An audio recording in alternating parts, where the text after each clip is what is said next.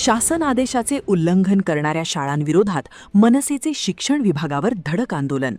नांदुरा दिनांक 16 जून.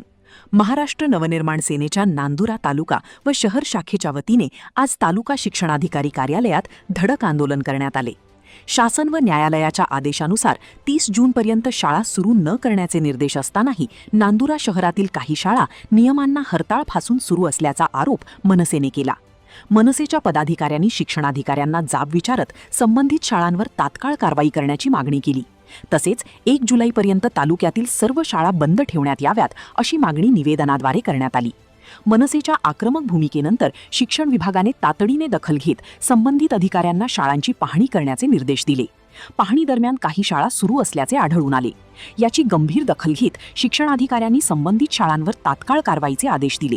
त्यानंतर मनसेने आपले आंदोलन मागे घेतले. यावेळी मनसे तालुकाध्यक्ष भागवत उगले, शहराध्यक्ष सागर जगदाळे, शहर उपाध्यक्ष निकेतन वाघमारे, बळीराम भाऊगिरे, मनविसे शहराध्यक्ष ओम फाटे, चेतन साबे, निवृत्ती वसे, ओम साबे, ऋषिकेश वसानी, राम मोडी, रामभाऊ राखोडे, श्रीकृष्ण आसुलकर, अक्षय सावम, श्रीधर सोनवणे व अमोल करुटले यांच्यासह अनेक मनसैनिक उपस्थित होते. मनसेने स्पष्ट इशारा दिला की शासन आदेशांचे आज महाराष्ट्र नवनिर्माण सेनेच्या वतीने आम्ही तालुका शिक्षणाधिकारी यांच्या कार्यालयामध्ये ठिय्या आंदोलन करून बसलेलो आहोत. कारण की शासनाने व न्यायालयाने जो आदेश दिला होता की येत्या 1 जुलैपर्यंत 1 जुलैपर्यंत कोणत्याही प्रकारच्या शाळा चालू करू नका.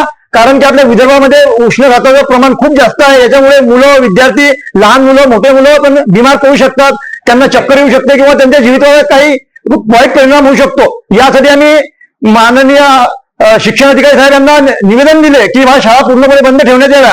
आम्ही 6 दिवसाअगोदर निवेदन दिले, परंतु आजपर्यंत नांदुरा शहरातील काही या मुजोर शाळा आहेत त्यांनी आपली शाळा चालू ठेवली आहे आणि ते लहान मुलांच्या जीवाशी खेळत आहे. या मुलांचं काही कमी जास्त झाल्यास, ज्यांना कोणत्याही प्रकारचा त्रास झाल्यास संबंधित शिक्षण अधिकारी साहेब त्यांच्या कार्यालयामध्ये त्यांच्या मुलांना घेऊन या आणि त्या संबंधित शाळेवाल्याला जबाबदार धरा. त्या शाळेवाले तर याची सर्व जबाबदारी त्या शाळेची आणि संबंधित शिक्षण अधिकाऱ्यांची राहील अशी आम्ही यांना सांगतो. आज आम्ही आमचे ठिय्या आंदोलन चालू केलेलं आहे. जय हिंद, जय महाराष्ट्र. महाराष्ट्र